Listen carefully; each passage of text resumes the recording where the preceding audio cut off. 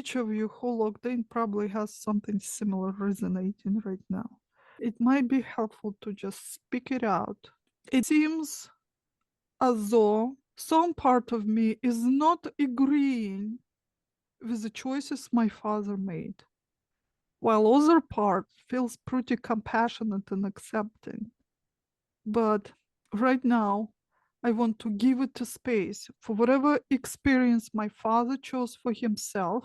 I honor it and I accept it.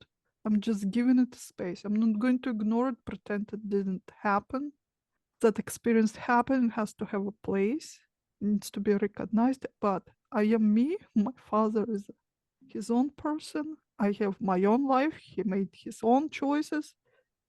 I'm going to honor it. It doesn't mean that I have to repeat it or experience it over and over.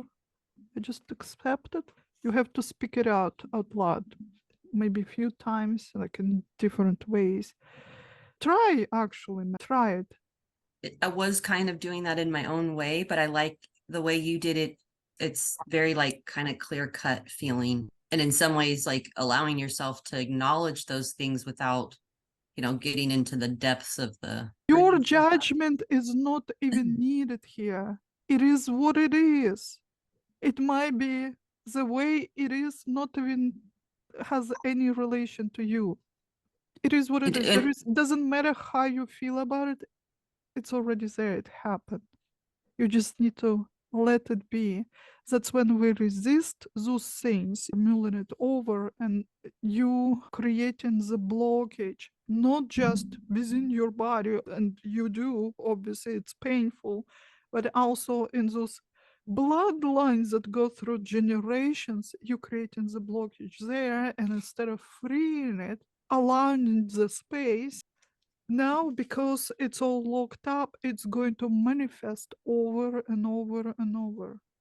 I really recognized in that moment that I had a choice to feel stuff, but to not like go into these stories and replay and bring other stuff up. It's like I was very in the present moment of how is this making me feel now. The biggest problem I've had is the beating myself up. Like something like that would come up, and then I'd get into this headspace of why is this still coming up? Why is this still an issue? You've worked, instead of dealing with it, I just added more guilt and shame to carry and Okay, shut down. So okay. yeah, it Just was very speak with raw. me out loud, but pay attention to what's happening to the body, and we'll see if Okay. we'll pick the right thing out. Then you'll feel some sort of sensation in the body. So just speak it out loud. It seems as though some part of me is still angry. Say it out loud. It seemed as though some part of me is still angry. Angry, maybe with my father, life in general. The choices that my dad made in his life, and the way that they affected our lives feel very selfish of him, actually, and unfair. And I accept it. And I accept it.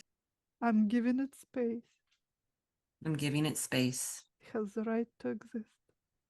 It has the right to exist. I honor it. I honor it.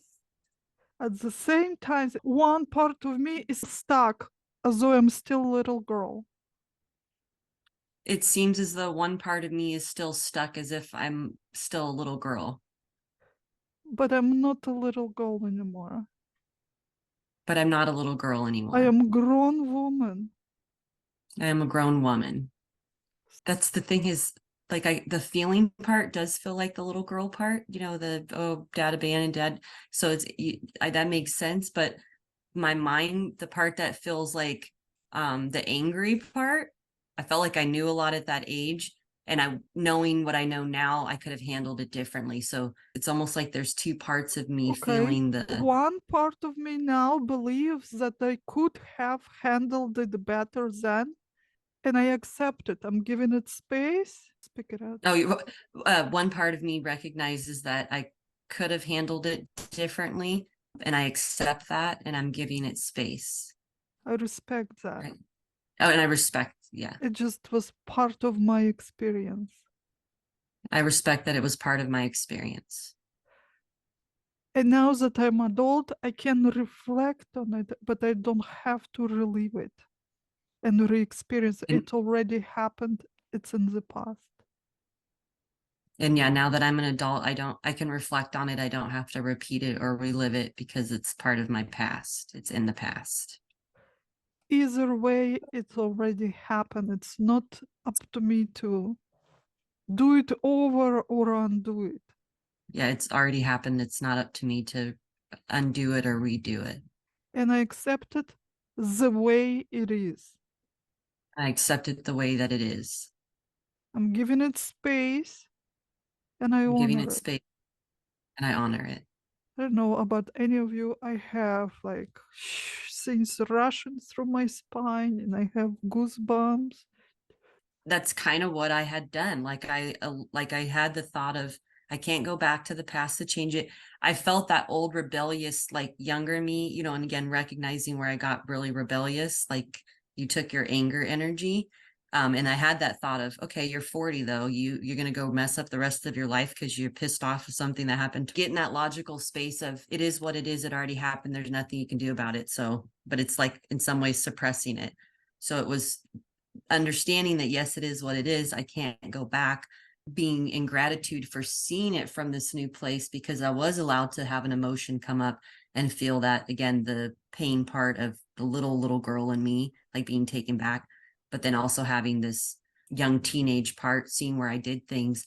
It honestly, it felt like a beautiful gift of understanding with also getting to have a feeling come back up without necessarily having to go back and relive it or carry it. So I'm going to use the techniques that you were just doing as like more comes up, or if I feel it, just kind of taking maybe that moment to repeat it and say it like that. It feels more just like energetically right now, needing to just keep letting go and letting go. We talk about the body's regenerating. Like I keep feeling and seeing that almost like again on the cellular level, like we're almost starting from scratch, like everything reshaping and healing itself. So that's why I'm just trying to take it day by day. And We also have to assume that at some point in our previous life, we've done something similar to other people because those experiences are always mirrored. So it might be helpful to speak it out, just to assume and accept that part too. Perhaps at my other incarnations, my earth experience, or maybe even different experiences, I also neglected my family. I accept this experience. I'm giving it space. Just have to speak it out from different angles, see how your body reacts. You should feel some sort of like relief. More energy gets released from the block when you find it. You may have to play it from different sides. It's easier to do it with other people because you inside of the problem. It's hard to recognize what's really happening. For how long you've been marinating on it? You think since 17, maybe another 10 lives you've been doing the same thing. this need to suppress or keep down my stuff for the greater good of all, and the having to be the better child, the better behaved one. A lot of it basically not honoring my feelings and my voice or whatever, and so worried about people outside of me.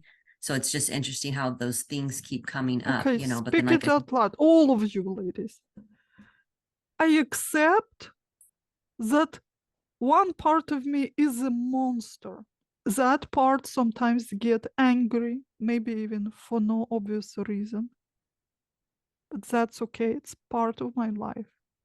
I give it a space and I honor it. My hands got hot. It's freeing, liberating to allow yourself to get angry. Also, nobody gets angry and frustrated for no reason. It's a natural response to a bad situation, to be mistreated, to have your boundaries violated. Trying to cover up with a pretty label, no, I'm going to be better for the good of all. Nobody's life is your business. You're here to live your own life. Allow others to live their life. Who are you here coming and thinking how others should be living? When you try to tell other people how to live their lives, you're not allowing yourself to live yours. And again, all things I've recognized over the years, but it's like I feel like I'm not resisting the allowing myself to feel. I'm allowing myself to have whatever those emotions are, whether that be happiness, anger, abandonment, so it just, again, it feel in a nice flow state. I guess it feels nice to honor my feelings, like you're saying, live my life for me and not other people. So I feel like I'm like starting over, in some ways these are things, but like getting to actually like walk through it and experience it instead of this resistance or feel, like I said, I would go to this place of shame and guilt. It's feeling very liberating. I feel like I'm getting my power back, but from this wiser, more mature place, not so much of an ego or survival protection place, but also recognizing that I don't know it all. And once you think you know something some way, it comes out another way. So, we talked about the space, just allowing the space for me to feel, for me to see, for me, yeah, and not trying to control it or put a time frame on it. So How do you feeling, ladies? Do you feel No, it's something? kind of powerful to talk it out loud, to say it out loud. It lands differently and another connotation. And That's when why it really triggers you, when it's like, it's not me, it has no relation to me, then for sure it does. look at it. Yeah. like she said, your body having a response. So Well, as Ghazali is talking, I felt yucky too. It's like, ugh, because you're hearing things that you don't want to hear too. You got to take responsibility for your own life. You're so worried about, not you, but I'm seeing my thing, right? no, As I she's am, but talking yeah, about yeah. stuff, we're at mirrors, right? On some aspects. And I'm like, I do this, I fall again. It's that blind spot. Again, you get so invested in helping and everything that I kind of forget me. And it's always reminding, and I have this programming that I go back and I give my power away constantly. So as she's walking you through this, I'm so also seeing aspects of me that slip in. Yeah. I think that's where the like repetition part comes in. It's like a muscle we're building.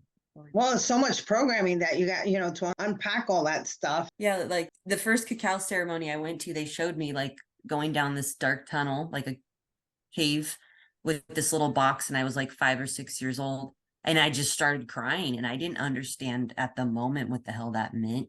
But it's interesting how, over the years and doing this healing, all this stuff going back to like this child, like even she brought up the little girl part, because I'm always looking things from like the teenage, the 20, the 30, the adult stuff that happened to me. But I guess that's the parts that were very suppressed and shoved down in there. Here's So how yeah, easier to understand what you feeling. Something hurt, something is wrong, but you not quite really understand sometimes why, what's hurting. Look around the space. What's next to you? What you holding? What kind of clothes you put in? How did you do your hair? Is this teenager? Is it mature woman or it's a little girl? Are you cuddling a teddy bear? Did you put plastic jewelry, ribbons, pink dress? Probably little girl. Then at least you have a clue where it came from. What's hurting? Then it's easier to pinpoint. If now you're coloring your hair purple and putting safety pins into the ears and wearing leather, maybe this is a teenager that is fighting something, trying to prove something to parents or to whoever else. Now do you have a clue what's happening? Everything around you, everything speaks very loud. Who's coming? Then those like Jennifer today, Miss Davis, has triggered me so much. When people call you, how are they naming you? Everything tells you something. Or it seems like they on purpose butchered your name, but it's too a clue. Or all of a sudden, your friend, you know their name, you know who they are, all of a sudden they start presenting themselves something different. Showing another aspect that you need to pay attention to. With Zoom sessions, now they don't have to come into my office. As a background, it's like a whole life. I can tell exactly what's hurting. Reina at a new stage, blank page right now, I even starting took a the new sign chapter. away. Everything speaks. It's nothing is accidental. Nothing. That's wild. I didn't even pay attention to that. I don't know why, but yeah, when she went back to you, I'm getting like passport photo vibes, like you needed the blank wall. Hopefully Ooh, bring on the some travel. travels in your Yeah, some yeah. travels. It's hard when we are so, marinating in our own pain over and over and over. We get to lose sense of what's real. But even if you take few snapshots here and there of yourself or record and watch it from outside, things will be very obvious what's happening. That's wow. That's a lot of learning. In the next So one, you I want see, to. she's wearing Girl Scout shirt. I'm free. I'm starting over. I'm In not quite character. sure what am I doing, but I'm excited. It's a little scary. The word is scary. I seem to don't know anything, but I'm going to cheer myself up and, and go through it. Yeah, Yeah, it's true.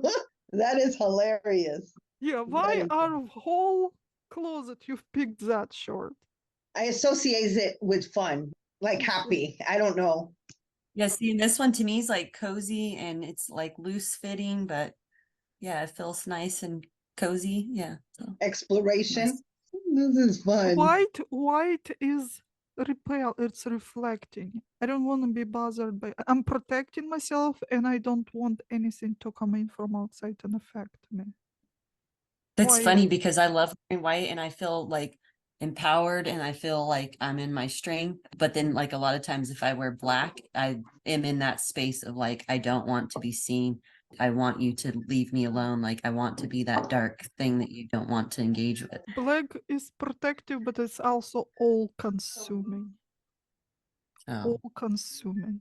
Well, I feel more in power. Whatever you send to me, I'll take it and I'll use it, maybe even against you. Well, and that was the other thing with the like attacking going on. I would get a little like, how dare you? And then it just felt like fire within, like, good, I'll just take this as fuel to keep moving forward. It felt very empowering. It was You again, channel it into your work. We did that in our course. How to take in all the aggression. Hate is actually stronger than love. People say love is the strongest. No, hate is a very concentrated, very intense, powerful energy, and it's given to you for free. Here, use it.